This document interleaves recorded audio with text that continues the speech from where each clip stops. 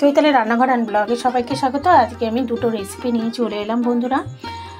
আর এখন গরম এসে গেল আর নতুন আম উঠেছে, তো তার জন্য আমি এখানে আমগুলো লম্বা লম্বা করে কেটে নিয়েছি। আর এখানে মশলা করে নেব 5 ফোড়ন আর শুকনো লঙ্কা, আর ফোড়নে দেব শুকনো লঙ্কা সরষে। তাহলে চলুন, এই গরমকালে আমের চাটনিটা শরীরের পক্ষে খুব ভালো, সেটাই করে দেখা।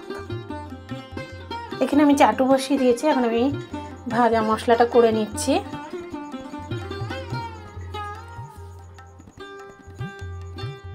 তো ভাজা হয়ে গেছে, এখন আমি নামিয়ে ঠান্ডা করে গড়িয়ে নেব।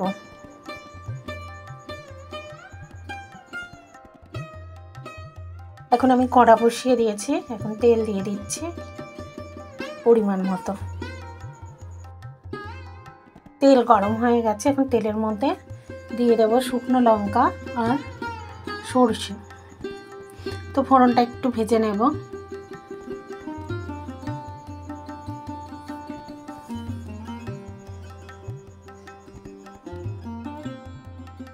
তো ফোড়নটা ভাজা হয়ে গেছে, এখন আমি আমগুলো ছেড়ে দিচ্ছি বন্ধুরা। তো আমটা একটু নাড়াচাড়া করে নেব। এখন আমি পরিমাণ মতো নুন দিয়ে দিচ্ছি।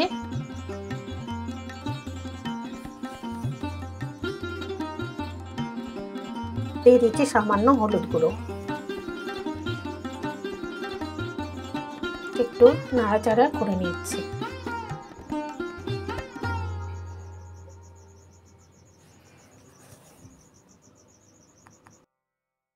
তো আমটা একটু নাড়াচাড়া করে নিলাম, এখন আমি জল দিয়ে দিচ্ছি পরিমাণ মতো। নর্মাল জল দিয়ে দিলাম, একটু নাড়াচাড়া করে দিচ্ছি।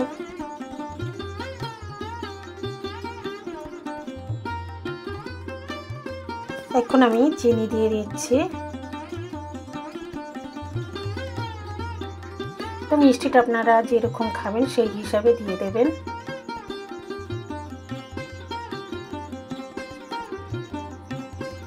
তো এখন আমি একটা ঢাকা দিয়ে দিচ্ছি, আঁচটা লো টু মিডিয়াম করে 5 মিনিট পর্যন্ত। তো 5 মিনিট পরে চলে এলাম বন্ধুরা।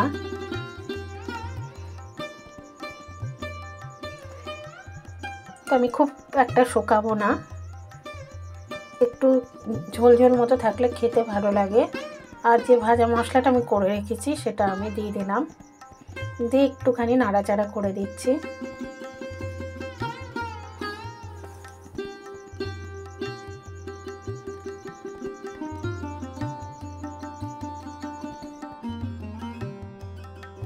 তো আমের চাটনিটা রেডি হয়ে গেল বন্ধুরা, এখন আমি সার্ভ করে দেব।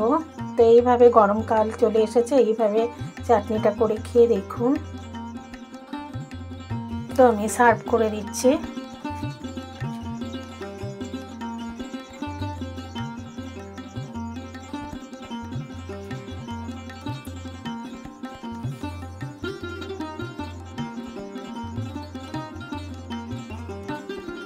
শেষ পাতে দারুণ কিন্তু লাগবে খেতে। একদম ফাইনাল লুক নিয়ে চলে এলাম। আশা করি আপনাদের এই চাটনির রেসিপিটা ভালো লাগলে লাইক কমেন্ট শেয়ার করে দেবেন। আমার সঙ্গে জুড়ে থাকুন, বেল আইকনটা প্রেস করে দিন, আমি যখনই রান্না দেবো আপনারা নোটিফিকেশন পেয়ে যাবেন। তো বন্ধুরা আরেকটা রান্না দেখাবো, তাহলে চলুন সেই রান্নাটাও দেখে নেবেন। পাবদা মাছ।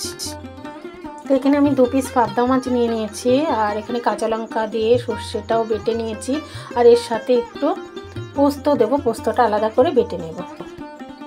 দেখো বন্ধুরা, আমি তেল গরম করে আমি পাবদা মাছগুলো ভেজে নিচ্ছি। এই দেখো একটা ভাজা হয়ে গেছে আর একটা ভাজছি ঢাকা দিয়ে, ভীষণ ফাটে। তো এটাও তুলে নেব। এখন তেল দিলাম না, এবারে দেখো কাগজ দিয়ে ফোড়ন দিয়ে দিলাম। একটু ফোড়নটা ভেজে নেব। এখন আমি সর্ষে বাটা দিয়ে ঢেলে দিলাম, 1 চামচ পোস্ত বাটা দিলাম, একটুখানি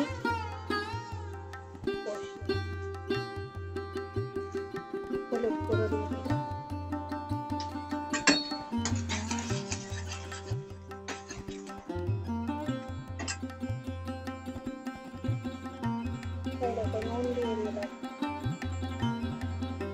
দুটো কাঁচা লঙ্কা দিয়ে দিলাম, সেটা একটুখানি কষিয়ে নিচ্ছি।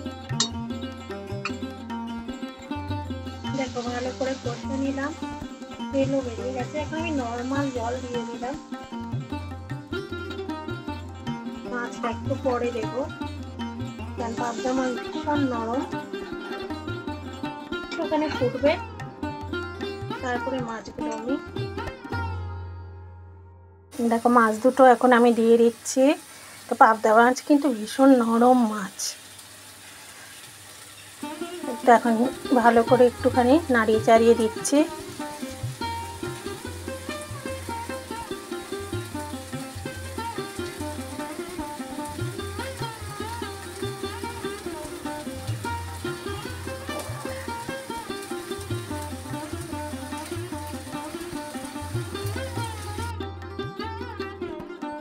তো তাও একটুখানি ধনে পাতা দিলাম, আমার হাজবেন্ড খেতে চায় না ধনে পাতা দিতে, অল্প একটু দিয়ে দিলাম।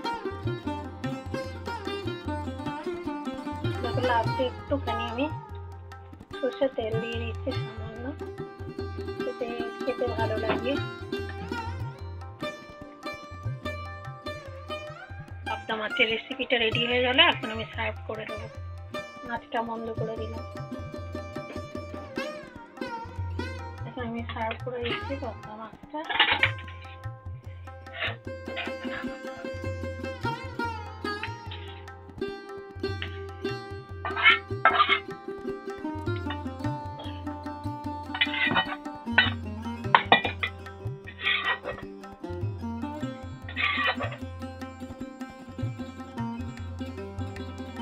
দেখো ফাইনাল লুক নিয়ে চলে এলাম।